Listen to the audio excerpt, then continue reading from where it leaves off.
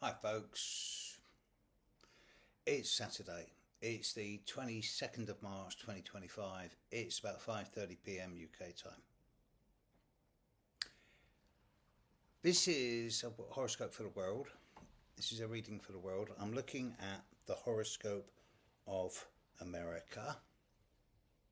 Now, straight away, I know I'm going to get loads of you who are going to email me telling me to keep my nose out of politics, or that those I can just bat off. But there's going to be loads of people telling me that the horoscope for America isn't the one that everyone thinks it is, that it's actually completely different. So all of these readings are useless. To which I would say, well, your opinion is your opinion. But 95% of the astrologers in the world continue to use the horoscope for America with what is known as the Sibley chart.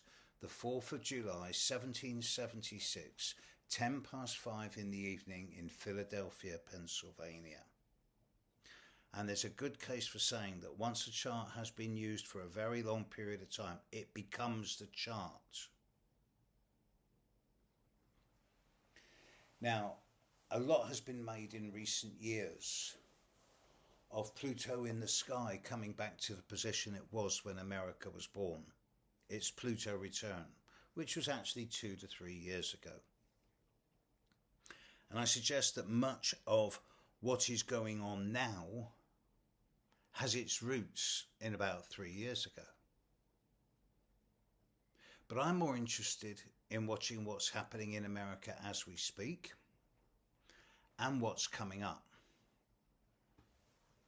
And I'm going to try and keep this as best as I can purely to an astrological level. I will mention names. Rather than harp on about what's happened, I'd rather talk about what's happening.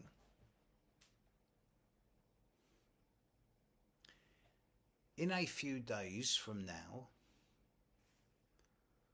the sun and moon will come together at 9 degrees of Aries. It will be a near total eclipse of the sun. This will be happening in America's 4th house, the area of home, roots, foundations. In America's progressed horoscope, the progressed moon is currently at 4 degrees of Aries, again, in its 4th house of the home. The Saturn-Neptune conjunction, which is very close to being exact and is getting stronger and stronger over the coming 2 or 3 months before actually becoming precise in February and March of next year, will be at 0 degrees of Aries. In the horoscope of America, 0 degrees of Aries is the cusp of the 4th house, the nadir, the opposition to the midheaven. The 4th house deals with roots, home, foundations, and ancestry, family. Neptune conjuncting the 4th house cusp talks of a dissolving of roots and foundations. Saturn conjuncting the 4th house cusps talk of a restructuring of those dissolved foundations. So it's pretty clear to me that over the coming 9 months, much of the America that the rest of the world has grown to know and love and enjoy and value and appreciate is dissolving before our eyes. I am talking about the country and, to an extent, the constitution and the political systems, not the beautiful, wonderful people of whom many are my dearest friends, especially all of those who are astrologically versed. You know who you are. But with Neptune on the IC of America for the next year, there's going to be a dissolving of all of the boundaries and structures that held it together. Now, Saturn coming in at the same time is going to help restructure those boundaries in a new way. Whether that's something that's for the positive or for the challenging, however, is negotiable. I am aware of a group of people in America who call themselves the Dark Enlightenment. Easy to find out who they are. I'm not going to name names. They have various influence over various political figures. And it does seem to me that America is fundamentally changing in a way now that is irreversible. So let's explore where this is going to go.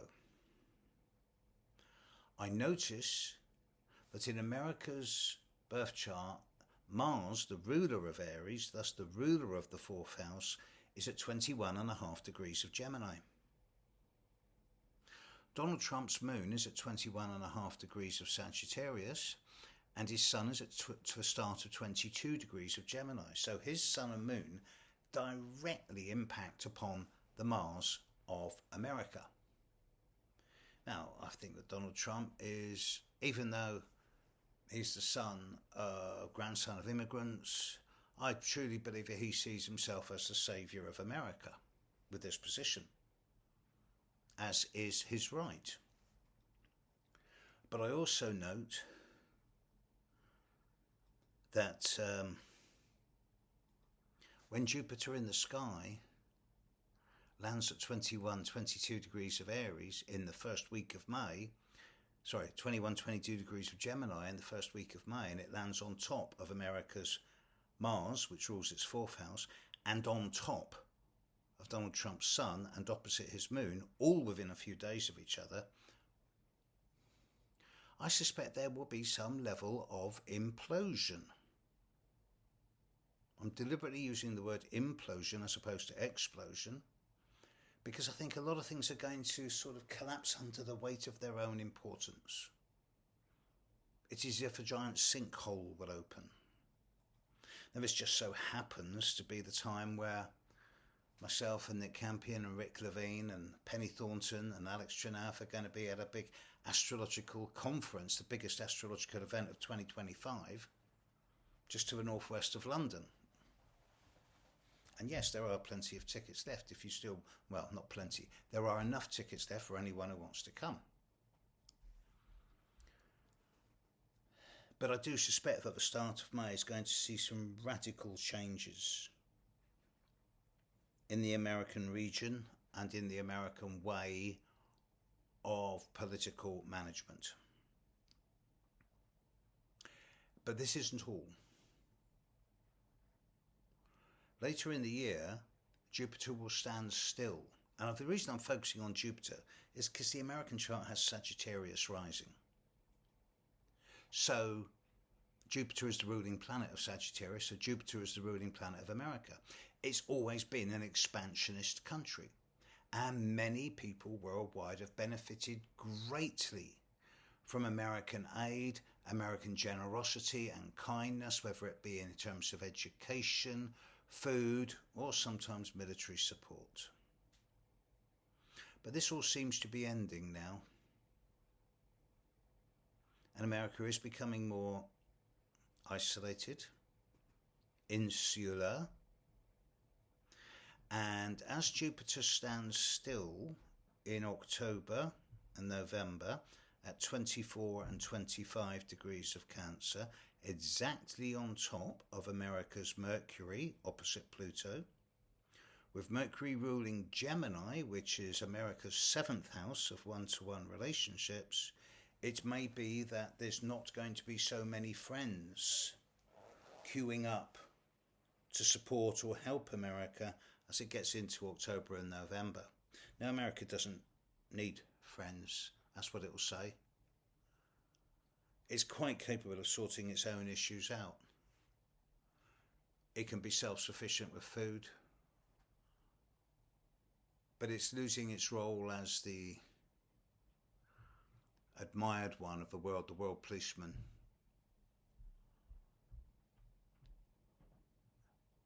And there's no one going to fill that gap.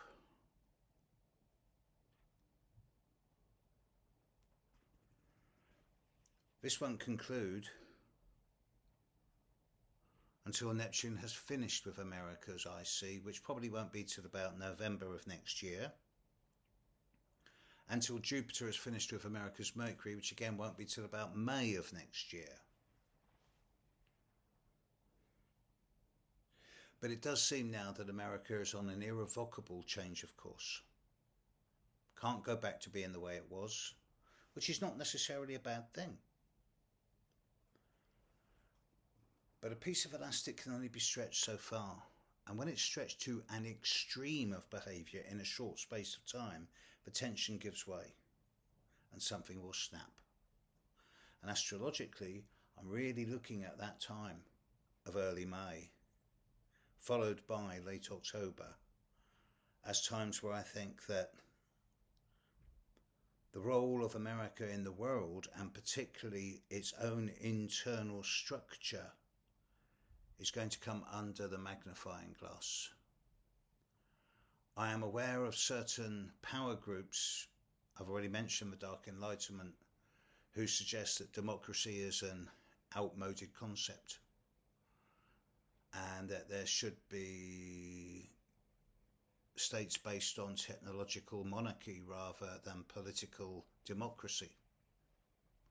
And it may be that this is the way it's heading in America. And often in the past it's been where America leads, the world follows. We're heading into dangerous times. But I have faith in the astrology. And despite the Saturn-Neptune conjunction and all of the challenges that that's going to bring, both to America and the world over the coming year, I'm also well aware that in the next couple of years there's a Uranus trine Pluto happening in the sky. And that is going to bring such a revolution in consciousness, in soft technology, on interfacing between technology and humanity. And I'm kind of pinning my hopes on that. I know the singularity is being now propositioned for 2027. I'm both scared and terrified and excited and stimulated. Americans, America, we love you. We love you big time. We want to be your friends. But the more insular and isolated and withdrawn you're becoming is damaging the whole world. So come back whenever you can. There'll be a big hug waiting for you. Take care, folks. Bye.